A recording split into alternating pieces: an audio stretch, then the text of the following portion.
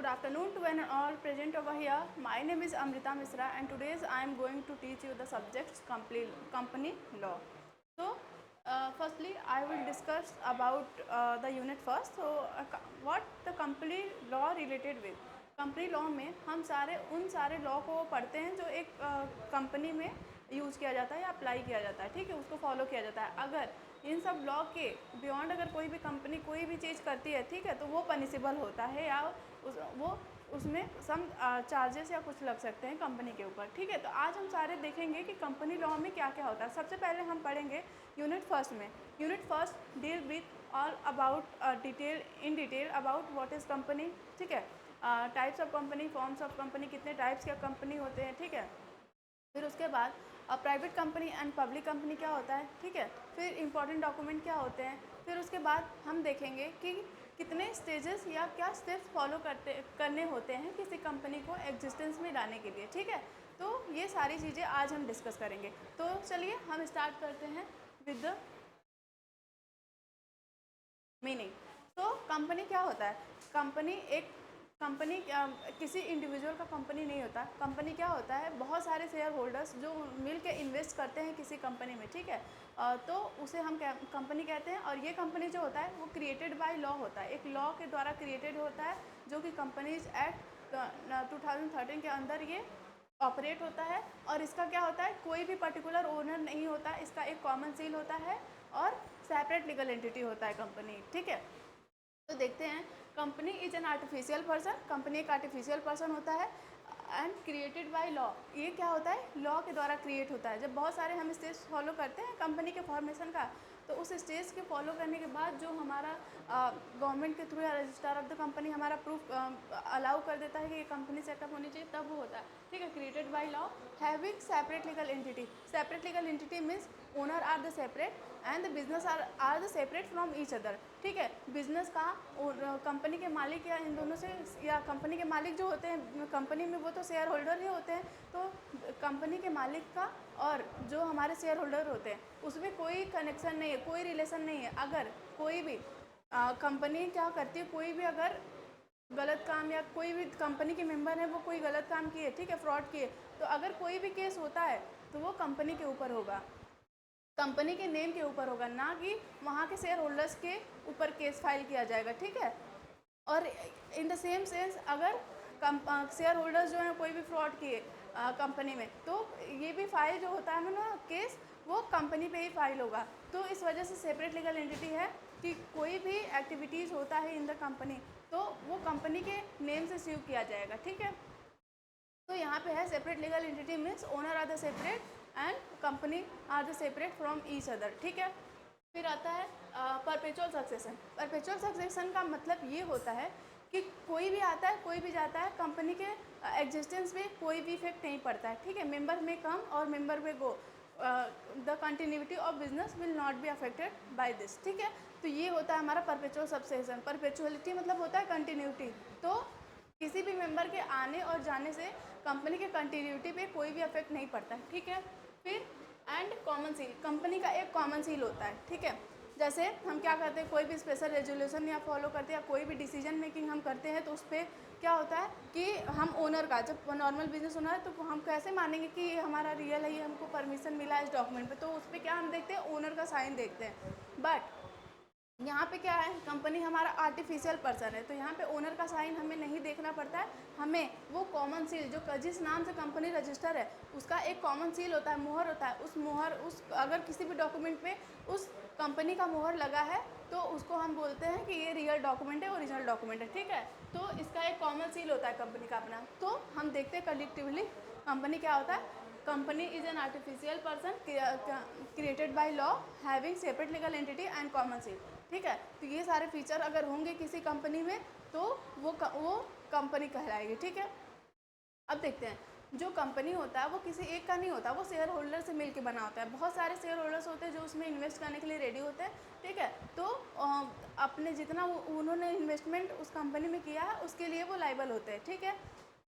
तो ये सारे, जैसे हम क्या देखते हैं कि कंपनी का एग्जांपल हो गया, जैसे रिलायंस इंडस्ट्री लिमिटेड हो गया, इन्फोसिस हो गया, ये सारे हमारे क्या हैं, टाटा मोटर्स हो गया, ये क्या है, ये रजिस्टर्ड कंपनी है, ठीक है, जो कि लॉ द्वारा क्रिएटेड किए गए, और ये सारे जो कंपनी है वो कंपनीज एक्ट के अंडर ऑपरेट करता है। सारे rules and regulation companies act का इनके ऊपर इम्पोज होता है और इनकी अंडर में ही अपने वर्क को ऑपरेट करते हैं, ठीक है।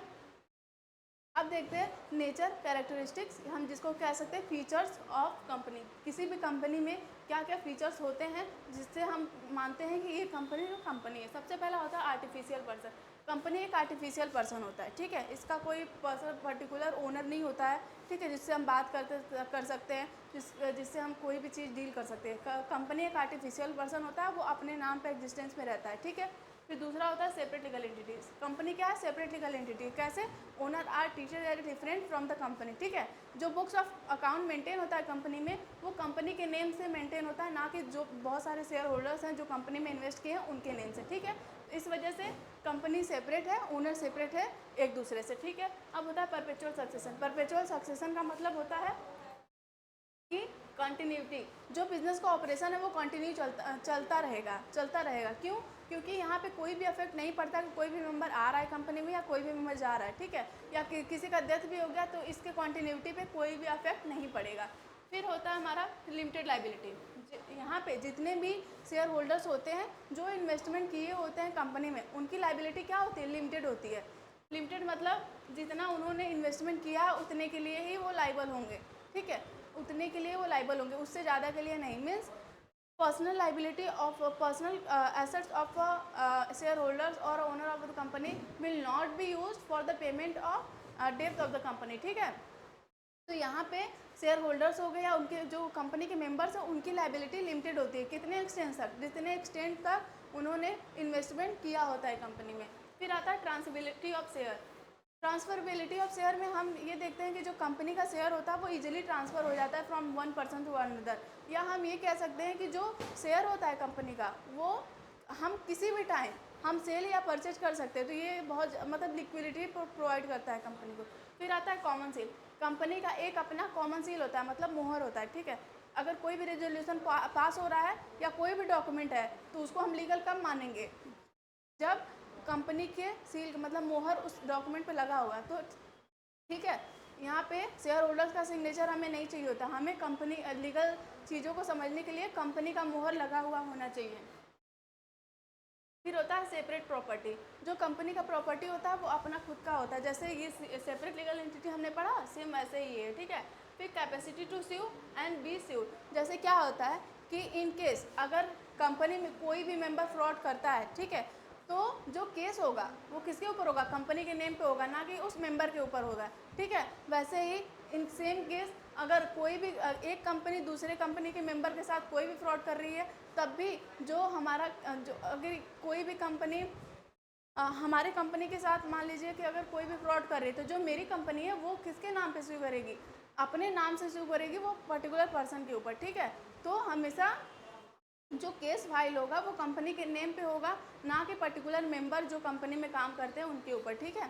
क्योंकि जो कंपनी है वो सेपरेट है और मेंबर क्या है, सेपरेट है एक दूसरे से, ठीक है। ठीक है, तो ये सारे इंपॉर्टेंट कह सकते हैं फीचर्स या नेचर होता है कंपनी का, ठीक है। तो कंपनी क्या होता है, एक आर्टिफिशियल पर्सन होता है, ठीक है, जो कि किसके द्वारा क्रिएट किया गया होता है, created by law, having separate legal entity and common seal. और एक और इम्पॉर्टेंट फीचर होता है किसी भी कंपनी का, दैट इज परपेचुअलिटी। मीन्स कंपनी जो है फ्यूचर में कंटिन्यूसली रन करती रहेगी, कोई भी मेंबर आए कोई भी मेंबर जाए, इसके कंटिन्यूटी पे कोई भी अफेक्ट नहीं पड़ता, ठीक है। अब हम देखेंगे टाइप्स ऑफ कंपनी, कितने टाइप्स की कंपनी होते हैं। तो सबसे पहले बहुत सारे टाइप्स की कंपनी होते हैं, लाइक पब्लिक कंपनी हो गया, प्राइवेट कंपनी हो गया, ठीक है। फिर वन पर्सन कंपनी हो गया। फिर कंपनी अंडर जो कंपनी एक होता है जो कंपनीज एक्ट 2013 अंडर सेक्शन 8 के अंदर जो भी कंपनी रजिस्टर होते हैं उसको भी हम जैसे चैरिटेबल पर्पज़ के लिए यूज़ करते हैं। तो बहुत सारे कंपनी होते हैं, लाइक गवर्नमेंट कंपनी भी हो गए, ठीक है। तो हम आज देखेंगे डिटेल में कि कितने टाइप्स ऑफ कंपनी होते हैं। तो सबसे पहले प्राइवेट कंपनी। प्राइवेट कंपनी हम कैसे जानेंगे कि कोई भी कंपनी प्राइवेट है। तो सबसे पहले प्राइवेट कंपनी को फॉर्म करने के लिए मिनिमम 2 मेंबर होने चाहिए और मैक्सिमम 200 होने चाहिए, ठीक है। और प्राइवेट कंपनी में मिनिमम डायरेक्टर 2 रिक्वायर्ड होते हैं, ठीक है। किसी भी कंपनी को फॉर्म करने के लिए मिनिमम नंबर ऑफ जो डायरेक्टर होते हैं वो 2 होते हैं इन द प्राइवेट कंपनी। और क्या होता है फिर जो शेयर होता है प्राइवेट कंपनी का, जो भी शेयर होता है उसकी ट्रांसफरेबिलिटी पे रिस्ट्रिक्ट होता है। Means the person of a private company can not transfer share their share from one company to another or from one person to another. ठीक है, अब प्राइवेट कंपनी को ये भी रिस्ट्रिक्शन होता है कि वो पब्लिक को प्रोस्पेक्टस नहीं इशू करेगा, मतलब जो हमारे जनरल पब्लिक है उनको इन्वाइट नहीं कर सकता है for the purpose of purchasing his share. ठीक है, तो यहाँ पे क्या होता है कि जो प्रोस्पेक्टस इशू नहीं कर सकता प्राइवेट कंपनी। और हमेशा प्राइवेट कंपनी के नेम के जो लास्ट में क्या होता है, प्राइवेट लिमिटेड हमारा लिखा होना चाहिए। ठीक है, फिर जैसे हम एग्जांपल हम लिखते हैं XYZ प्राइवेट लिमिटेड। ठीक है, तो अगर ये सारे फीचर हैं किसी भी कंपनी में तो प्राइवेट लिमिटेड कंपनी कहेगा। वहीं पे कंपनी पब्लिक लिमिटेड कंपनी क्या होता है, जो पब्लिक लिमिटेड कंपनी होता है उसमें मिनिमम 7 मेंबर रिक्वायर्ड होते हैं फॉर्म करने के लिए और मैक्सिमम कोई भी लिमिट नहीं होता है। ठीक है, पब्लिक कंपनी में मैक्सिमम लिमिट कोई भी नहीं होता है मेंबर्स का और मिनिमम रिक्वायर्ड होते हैं 7 मेंबर्स। ठीक है, अब यहाँ पे क्या है, मिनिमम नंबर ऑफ जो डायरेक्टर रिक्वायर्ड होते हैं किसी भी कंपनी को फॉर्म करने के लिए पब्लिक कंपनी को, तो उसमें मिनिमम नंबर ऑफ जो डायरेक्टर होते हैं वो 3 होते हैं। ठीक है, फिर ये क्या है कि जो पब्लिक कंपनी होता है वो अपने शेयर को one person to another person transfer कर सकता है। तो यहाँ पे शेयर के ट्रांसफरबिलिटी पे कोई भी रिस्ट्रिक्शन नहीं होता है।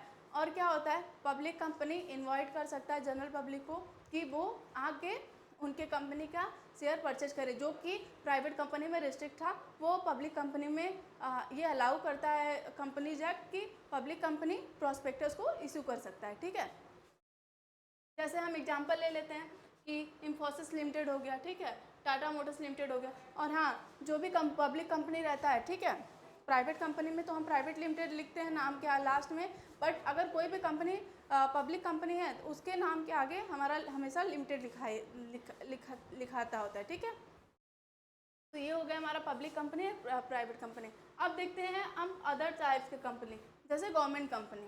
गवर्नमेंट कंपनी क्या होती है, अगर किसी भी ऑर्गेनाइजेशन में 51% या उससे ज़्यादा शेयर, ठीक है, गवर्नमेंट होल्ड करती है तो उस कंपनी को या उस ऑर्गेनाइजेशन को हम क्या बोलते हैं, गवर्नमेंट कंपनी। ठीक है, मीन्स देखिए, company invest 51% or more paid up share capital is held by government, then that company will known as government company. ठीक है, अब जैसे हम एग्जांपल ले लेते हैं, भारत हैवी इलेक्ट्रिकल्स लिमिटेड, जैसे भेल जो हैं, CNG हैं, ठीक है, ONGC हैं, ये सारे ऑर्गेनाइजेशन क्या हैं, गवर्नमेंट कंपनी है। ठीक है, अब आता है फॉरेन कंपनी। फॉरेन कंपनी एक ऐसा कंपनी होता है जो रजिस्टर होता है फॉरेन कंपनी में बट ऑपरेट होता है विद इन इंडिया, तो इसको हम बोलते हैं फॉरेन कंपनी। देखो, company that are incorporated outside India but has a business in India. ठीक है, इनको उसका रजिस्ट्रेशन जो हुआ है फॉरेन कंपनी का वो तो फॉरेन कंपनी में कंट्री में हुआ है, बट उसका एग्जिस्टेंस या ऑपरेशन वो अपना अगर इंडिया में करती है तो उस कंपनी को हम क्या बोलेंगे, फॉरेन कंपनी। फिर आता है one person company. One person company क्या होता है, जो कंट्रोल या मैनेज किया जाता है वन पर्सन द्वारा। यहाँ पे क्या होता है, एक डायरेक्टर होता है, एक ही मेंबर होता है जो कि पूरा मैनेज करता है बिजनेस को, सिंगल इंडिविजुअल द्वारा ओन किया जाता है। ठीक है, अब यहाँ पे क्या होता है कि ये सिंगल इंडिविजुअल जो होता है, जो ओनर ऑफ द कंपनी होता है, उसके पास ये चॉइस रहता है कि वो एक नॉमिनी सेलेक्ट कर सके। ठीक है, मतलब इन केस अगर फ्यूचर में अगर जो ओनर को अगर कुछ हो गया, जो वन पर्सन कंपनी के ओनर को कुछ हो गया तो वो नॉमिनी आके उस पोजीशन को ले सके। ठीक है, तो वन पर्सन कंपनी जो ये इंट्रोड्यूस हुआ है अंडर कंपनीज एक्ट 2013 में आया है। ठीक है, और ये क्या है कि जो वन पर्सन कंपनी होता है वो सिंगल इंडिविजुअल द्वारा ओन किया जाता है और वन पर्सन कंपनी का जो भी ओनर होता है उस ओनर के पास मतलब ये ऑप्शन होता है कि वो नॉमिनी चूज़ कर सकता है। इन केस अगर ओनर का कोई भी अगर डिजीज़ हो गया या उनका डेथ हो गया तो उन केस में नॉमिनी आके उस पोजीशन को ले सकता है। ठीक है, फिर आता है नॉन प्रॉफिट ऑर्गेनाइजेशन।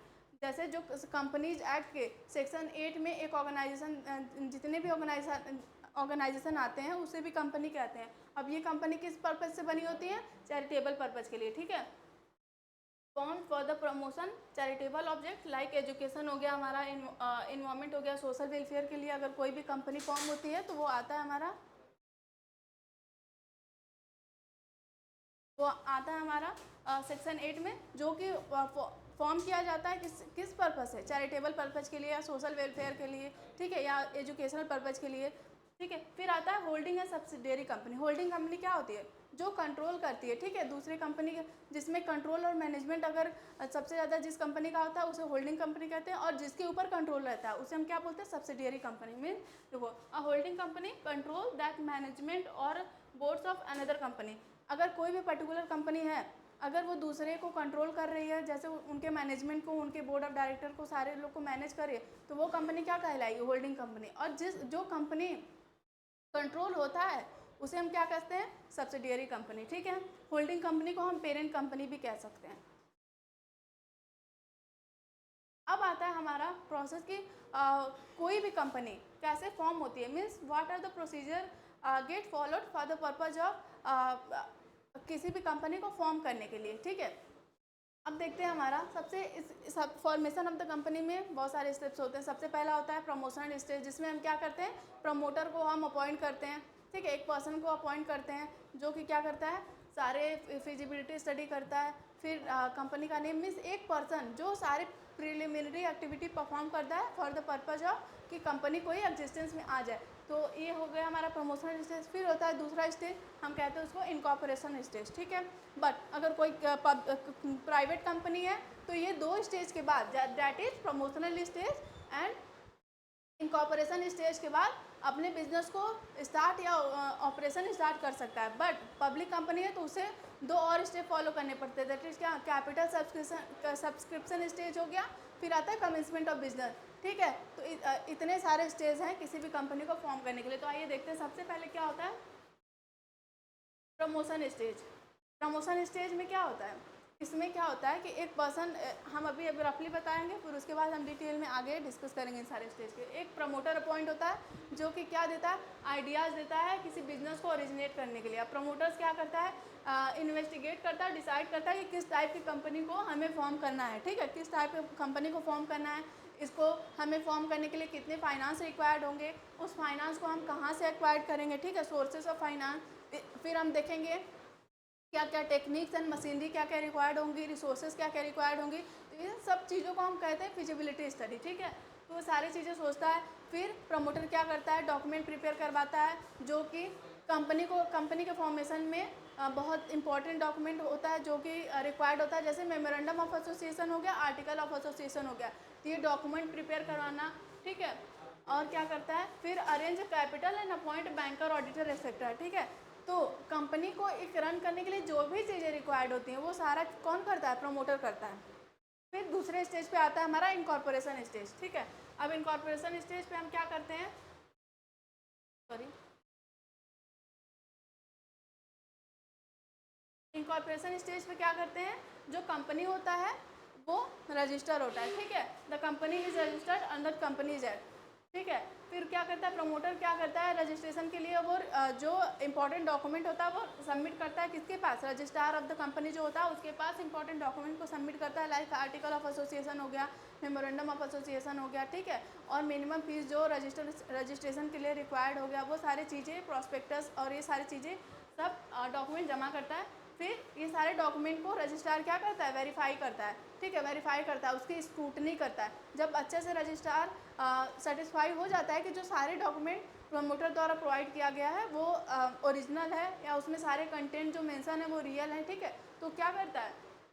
एक सर्टिफिकेट इशू करता है जिसको कि हम कहते हैं सर्टिफिकेट ऑफ इनकॉर्पोरेशन। इसके बाद हम क्या करते हैं? कमेंसमेंट ऑफ बिजनेस, ठीक है। कमेंसमेंट ऑफ बिजनेस जो स्टेप होता है या कैपिटल सब्सक्रिप्शन स्टेज जो होता है उसको फॉलो करना होता है किसको? सिर्फ पब्लिक कंपनी को। अगर कोई प्राइवेट कंपनी है, तो मैं बार बार बोल रही हूँ, कोई प्राइवेट कंपनी है तो ही has to follow only 2 step, ठीक है। First step is promotion stage, second stage is incorporation stage. कोई भी प्राइवेट कंपनी है उसको अगर सर्टिफिकेट ऑफ इनकॉर्पोरेशन मिल गया तो अपने ऑपरेशन को स्टार्ट कर सकता है, अपने बिजनेस को स्टार्ट कर सकता है। बट अगर कोई भी पब्लिक कंपनी है तो उसको 2 और स्टेप्स आगे चलने पड़ते हैं। वो क्या क्या स्टेप होते हैं? सबसे थर्ड होता है कैपिटल सब्सक्रिप्शन स्टेज, और फोर्थ होता है हमारा कमेंसमेंट ऑफ बिजनेस। जब तक उसे कमेंसमेंट ऑफ बिजनेस का सर्टिफिकेट नहीं मिल गया, जिसको कि हम कहते हैं birth certificate, birth of the company certificate, ठीक है, तब से वो बिजनेस को स्टार्ट नहीं कर सकता, ठीक है। तो after incorporation public company must obtain the certificate of commencement.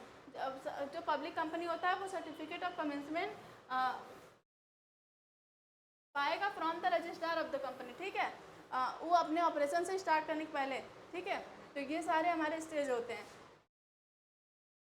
अब हम देखते हैं कि प्रमोटर क्या होते हैं और उनकी लाइबिलिटी क्या होती है, ठीक है।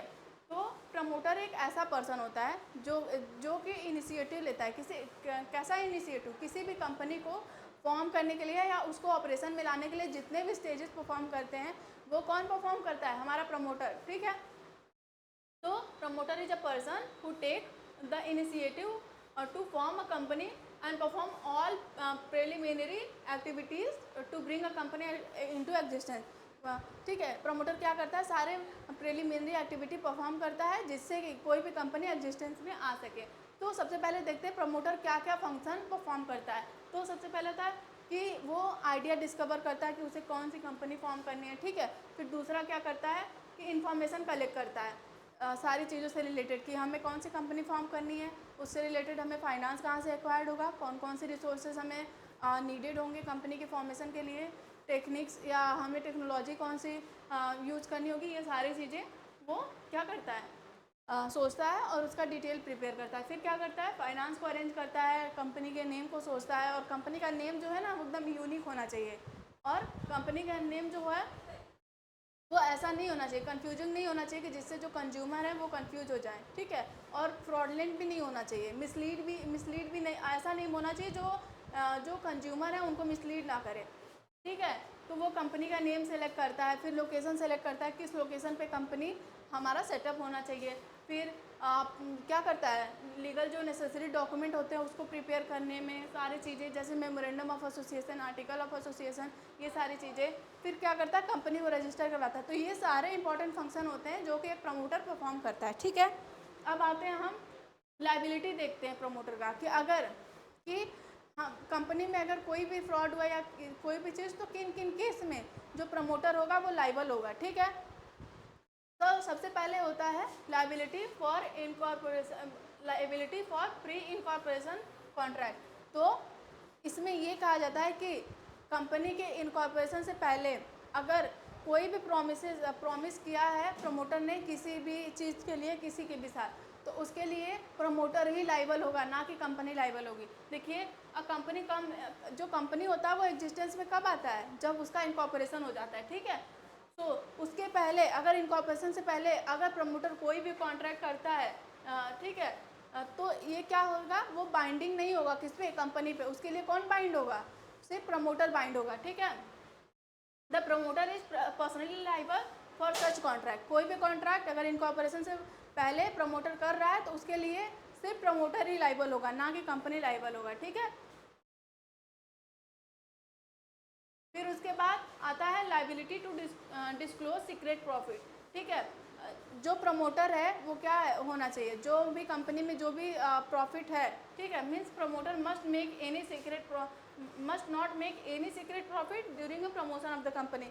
अगर जो प्रमोशन हो रहा है कंपनी का, ठीक है, सबसे पहला स्टेज होता है हमारा प्रमोशनल स्टेज, उस स्टेज के अंदर अगर कोई भी प्रॉफिट अगर जनरेट हो रहा है तो कंपनी को उसको मतलब चोरी से उसको नहीं रखना चाहिए, ठीक है। मतलब जैसे कि उसका एक एग्जांपल हम देते हैं कि प्रमोटर ने एक्चुअल में अगर हमें पैसा रिक्वायरमेंट रजिस्ट्रेशन के लिए कि हमारा 1 लाख रुपीज़, बट प्रमोटर क्या चार्ज कर रहा है, 5 लाख रुपीज़ मांग रहे हैं, तो ये क्या हुआ, प्रॉफिट वो जनरेट कर रहा है अपने लिए। तो ऐसा नहीं करना चाहिए प्रमोटर को।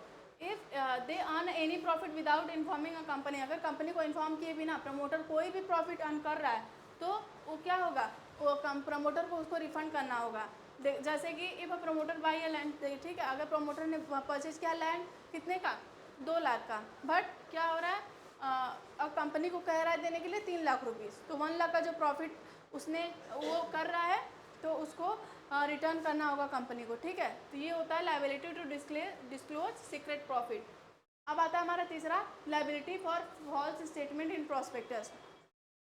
अगर जो क्या है, प्रमोटर प्रोस्पेक्टस में अगर गलत इन्फॉर्मेशन दे के गलत इन्फॉर्मेशन दे के जो जनरल पब्लिक को अट्रैक्ट करना चाहता है इन्वेस्ट करने के लिए कंपनी में, तो उसके लिए प्रमोटर लाइबल होगा, ठीक है। यहाँ पे देखिए, if the promoter gives false, untrue or misleading information in a company's prospectus to attract investor को अट्रैक्ट करने के लिए अगर प्रमोटर क्या कर रहा है, फॉल्स, मिसलीडिंग या गलत इन्फॉर्मेशन प्रोस्पेक्टस में मेंशन करवा रहा है ताकि large number of investor attract हो उस कंपनी में इन्वेस्ट करने के लिए, then they can be punished under civil और क्रिमिनल लॉ।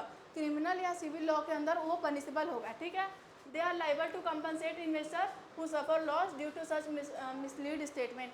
जो भी गलत इन्फॉर्मेशन प्रोवाइड किया गया है प्रमोटर द्वारा प्रोस्पेक्टस में, अगर कोई भी इन्वेस्टर को लॉस हुआ, ठीक है, तो उसकी भरपाई कौन करेगा? प्रमोटर करेगा। फिर आता है फिड्यूसरी ड्यूटी टुवर्ड्स कंपनी।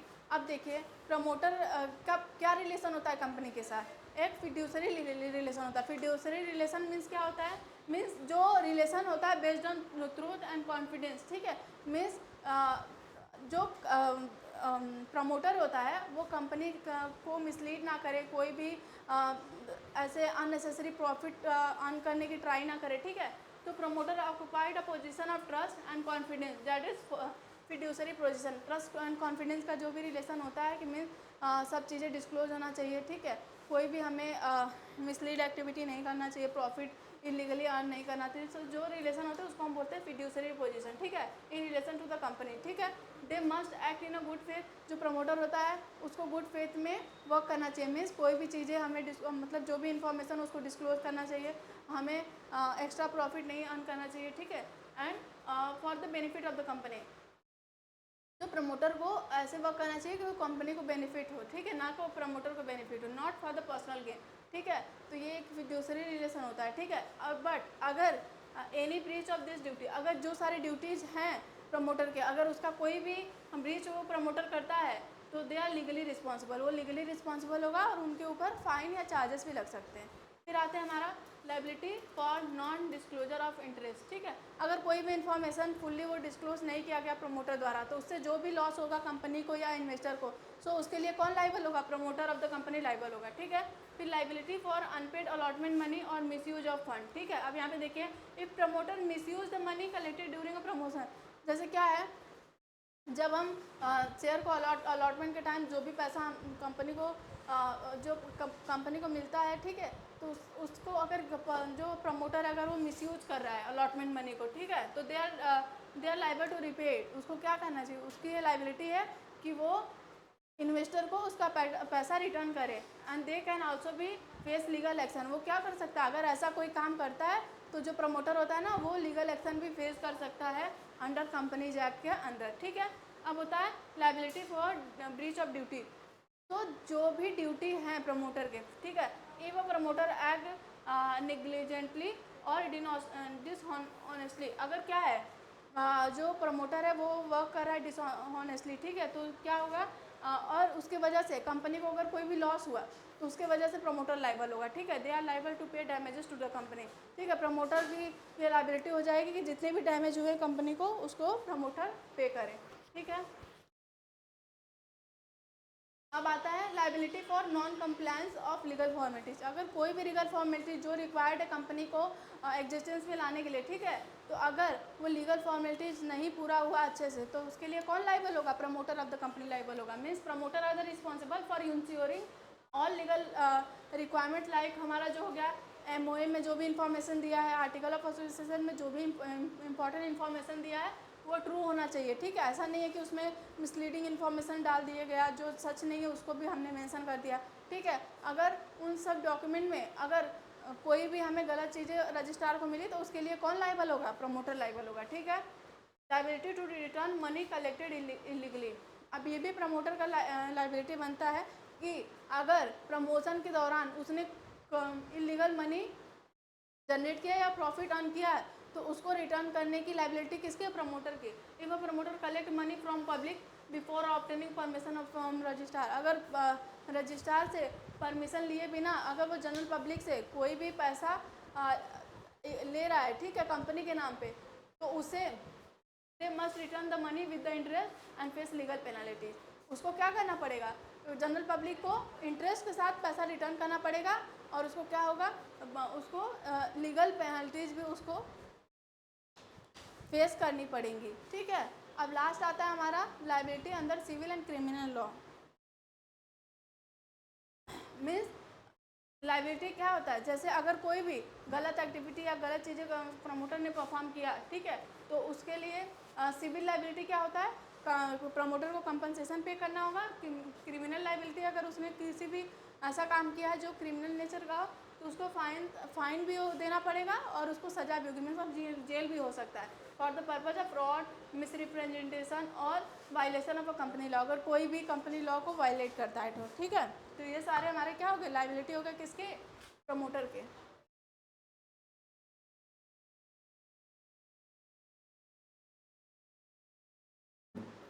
अब आते हैं, देखते हैं हम कि डिफरेंस क्या होती है पब्लिक कंपनी में, प्राइवेट कंपनी में। तो हमने बहुत सारे डिफरेंस पहले ही बता दिए थे कि कैसे जो प्राइवेट कंपनी होती है उसके लास्ट में प्राइवेट लिमिटेड लिखा होना चाहिए और पब्लिक कंपनी में सिर्फ लिमिटेड लिखा होना चाहिए।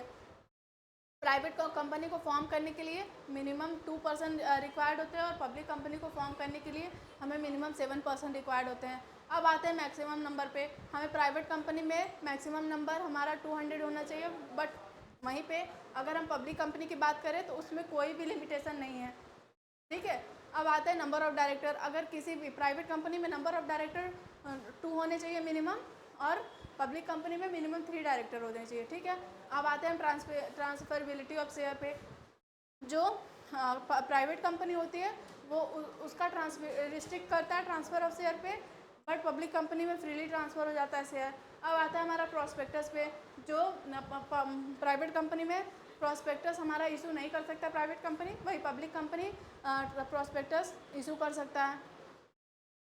ठीक है, ये सारे हैं भाई, हम देख लेते हैं। इसको तो मैंने बता दिया, मिनिमम नंबर इसमें प्राइवेट कंपनी में 2 रिक्वायर्ड होते हैं और पब्लिक कंपनी में 7 रिक्वायर्ड होते हैं। मैक्सिमम कितने होने चाहिए, मैक्सिमम 200 होने चाहिए और यहाँ पे पब्लिक कंपनी में कोई भी लिमिटेशन नहीं है। ठीक है, अब डायरेक्टर मिनिमम 2 होने चाहिए किसमें, प्राइवेट कंपनी में, और वहीं पे अगर हम पब्लिक कंपनी की बात करें तो डायरेक्टर कितने होने चाहिए, 3 होने चाहिए।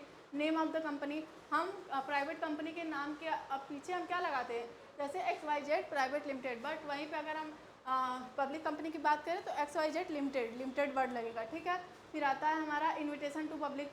क्या करता है, मीन्स ये है कि प्रोस्पेक्टस इशू। ठीक है, can not invite general public to subscribe it share. ठीक है, प्राइवेट कंपनी इनवाइट नहीं करता जनरल पब्लिक को कि वो उनके कंपनी का शेयर परचेज करे, बट यहीं पे अगर पब्लिक कंपनी है तो वो इनवाइट कर सकता है जनरल पब्लिक को। ठीक है, फिर आता है हमारा ट्रांसफरेबिलिटी और शेयर। यहाँ पे शेयर हमारा ट्रांसफर जो होता है रिस्ट्रिक्टेड होता है, यहाँ पे फ्रीली ट्रांसफरेबल होता है। प्रोस्पेक्टस इशू, यहाँ पे प्रोस्पेक्टस रिस्ट्रिक्शन होता है प्रोस्पेक्टस की इशू पे, यहाँ मस्ट इशू, यहाँ पे कंपलसरी होता है कि कंपनी प्रोस्पेक्टस इशू करे। फिर होता है कमेंसमेंट ऑफ बिजनेस। जो प्राइवेट कंपनी में हमारा इनकॉर्पोरेशन स्टेज के बाद ही बिजनेस क्या कर सकता है प्राइवेट कंपनी, अपना ऑपरेशन स्टार्ट कर सकता है, बट पब्लिक कंपनी में क्या होता है, कमेंसमेंट ऑफ बिजनेस के सर्टिफिकेट के बाद ही पब्लिक कंपनी अपना ऑपरेशन स्टार्ट कर सकता है। ठीक है, अब आता है स्टेटरी मीटिंग। तो प्राइवेट कंपनी में कोई भी कंपलसरी नहीं है कि वो स्टेटरी मीटिंग को हेल्ड करे, बट वहीं पे अगर पब्लिक कंपनी है तो ये कंपलसरी है। ठीक है, फिर उसके बाद आता है कंट्रोल एंड सिक्योरेसी।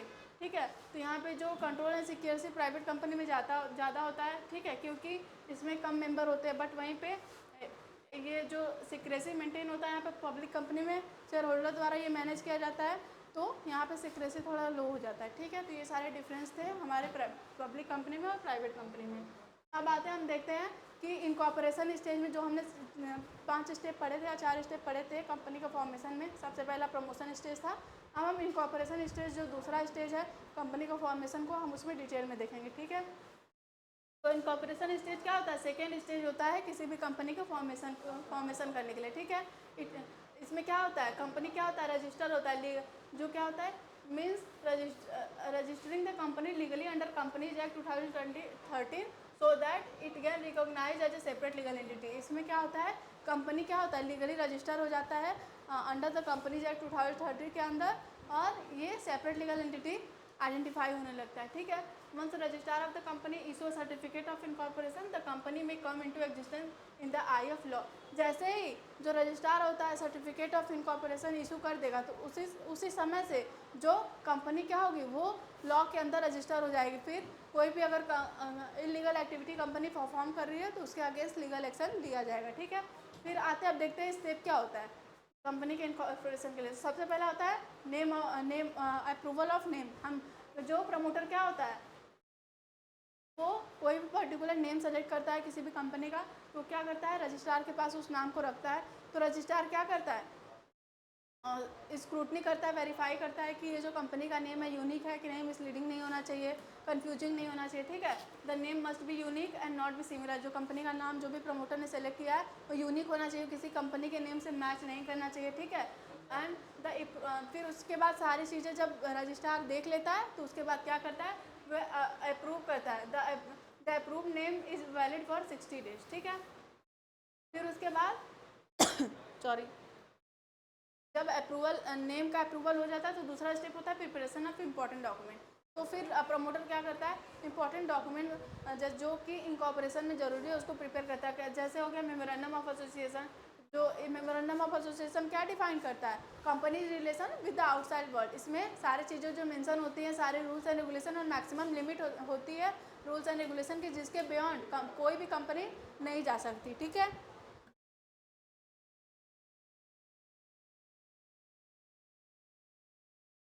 ठीक है।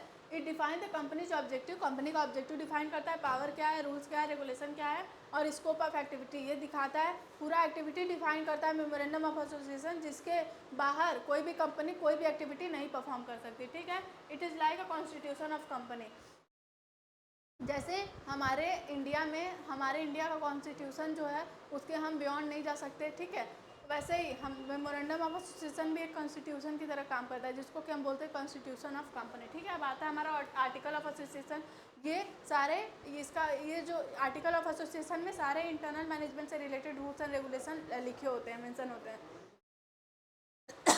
Sorry. It contains the rules and regulation for internal management, ठीक है। इंटरनल मैनेजमेंट कैसे होगा, क्या स्ट्रक्चर होगा, क्या कम्युनिकेशन हमें रूल फॉलो करने होते हैं, ये सारी चीज़ें किस में मेंशन होती है, आर्टिकल ऑफ एसोसिएशन में। फिर तीसरा जो इंपॉर्टेंट डॉक्यूमेंट्स है वो डिक्लेरेशन बाय प्रोफेशनल। इसमें क्या होता है, बहुत सारे एक्सपर्ट होते हैं, प्रोफेशनल होते हैं, या हम कह सकते हैं इन्वेस्टर होते हैं, जो डिक्लेयर करते हैं कि एक कंपनी को प्राइवेट कंपनी या पब्लिक कंपनी बनना होता है। जैसे देखो, a declaration that all legal requirement of the companies act have been follow, वो डिक्लेयर करते हैं कि जो लीगल स्टेप होते हैं किसी भी कंपनी को फॉर्म करने के लिए, वो सब चीज़ें अच्छे से फॉलो लिखित रूप में दिया जाता है इसको, ठीक है। फिर detail of director and registered office, फिर हम देते हैं कि डायरेक्टर कितने हैं, ठीक है। Provide a name, address and consent, ठीक है। उसमें क्या होता है, डायरेक्टर का नेम, उनका एड्रेस क्या है, उनकी कंसेंट क्या है, सारी चीज़ें। और registered office means registered office जो हमारा है कंपनी का, वो कहाँ है, किस स्टेट में, एरिया क्या है, लोकेशन, ये सारी चीज़ें हम डॉक्यूमेंट के रूप में रजिस्ट्रार के पास जमा करते हैं, ठीक है।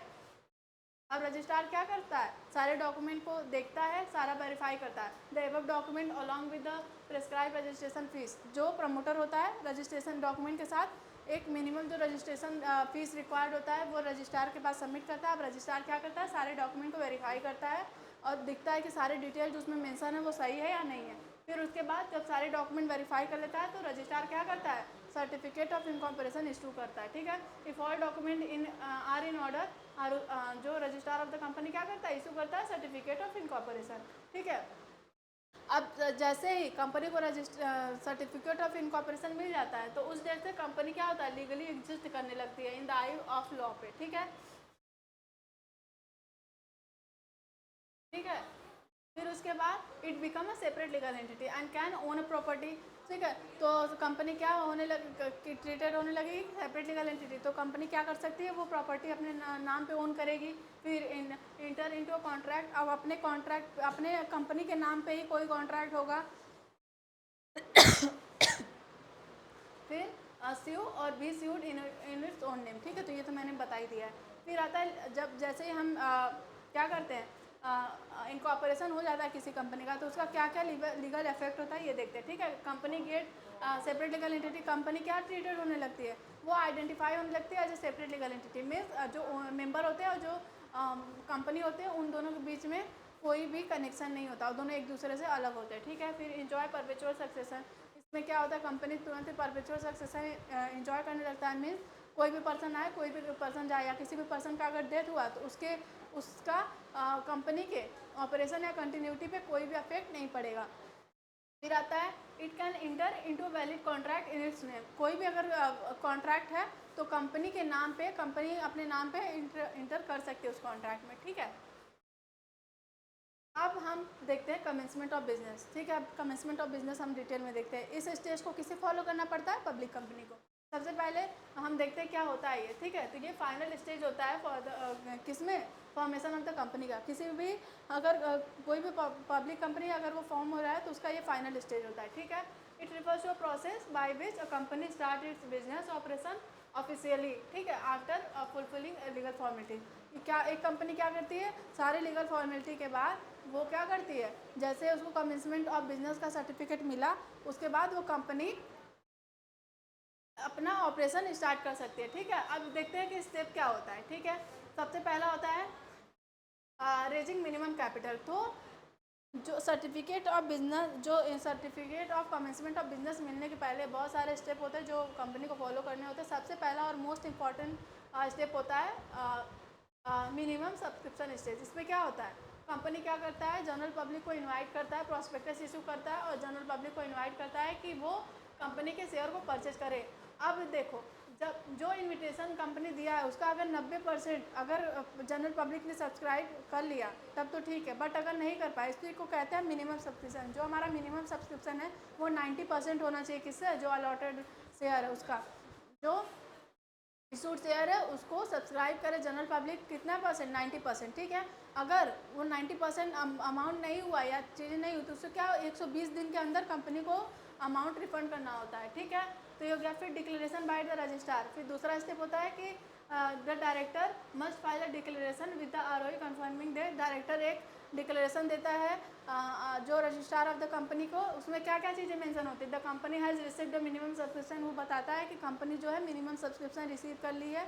फिर बताता है कि director have paid for a share and agreed to take. इसमें क्या होता है, ये भी बताता है कि डायरेक्टर ने जितने भी कंपनी के शेयर, जितने भी वो 90% जो शेयर है उसको इसका पेमेंट करने के लिए वो रेडी हो गया है। फिर all necessary legal condition have been made. सारे जो नेसेसरी कंडीशन या लीगल एक्टिविटीज होती है for the purpose of formation of the company, वो सारे क्या होती है, कंपनी ने फुलफिल कर लिया है, ठीक है। अब इन सारी चीज़ों के बाद जो रजिस्ट्रार क्या करता है, वेरीफाई करता है और सारी चीज़ों को देखता है कि सारे डॉक्यूमेंट हमारा सही है या नहीं, ठीक है। जब उससे वो सेटिस्फाई हो जाता है, जो रजिस्ट्रार क्या कर लेता है कि जब देख लेता है कि सारे डॉक्यूमेंट हमें मिल गए हैं, सब चीज़ें ओरिजिनल है, जो भी इंफॉर्मेशन मेंशन है वो सही है, तो वो क्या करता है, इशू करता है certificate of commencement of business, ठीक है। फिर उसके बाद बिजनेस क्या करती है, only after receiving certificate the public company can begin activities like production, sales and operation. जो भी certificate of commencement of business मिलने के बाद जो पब्लिक कंपनी होती है वो ऑपरेशन को स्टार्ट कर सकती है। But for the private company, कोई भी अगर प्राइवेट कंपनी है तो वो इनकॉर्पोरेशन स्टेज के बाद ही अपने ऑपरेशन को स्टार्ट कर सकते हैं, ठीक है। तो ये सारी चीज़ें थी हमारा यूनिट फर्स्ट से रिलेटेड, ठीक है। तो हमने क्या क्या देखा, सबसे पहले कंपनी क्या होती है, उसके फीचर्स क्या होते हैं, फिर क्या क्या स्टेप्स फॉलो किए जाते हैं किसी भी कंपनी को फॉर्म करने के लिए।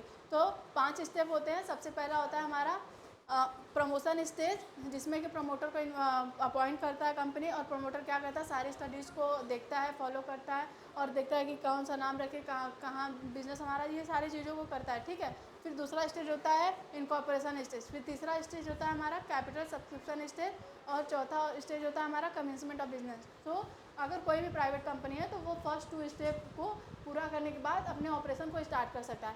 बट पब्लिक कंपनी जो होती है वो अपने ऑपरेशन को तभी स्टार्ट कर सकती है जब वो certificate of commencement of business वो उसको मिल जाए, ठीक है। फिर हम देखें कि डिफरेंस क्या होता है पब्लिक कंपनी में एंड प्राइवेट कंपनी में, ठीक है। फिर हमने सारी चीज़ें डिटेल में देखी। तो और हमने ये भी देखा कि प्रमोटर क्या होते हैं, उनकी लाइबिलिटीज़ क्या क्या होती हैं, ठीक है। तो ये सारी चीज़ें हमने यूनिट फर्स्ट में देखा। कल हम स्टार्ट करेंगे unit 2 of the company law. I hope you all understand well, ठीक है। So thank you and have a nice day.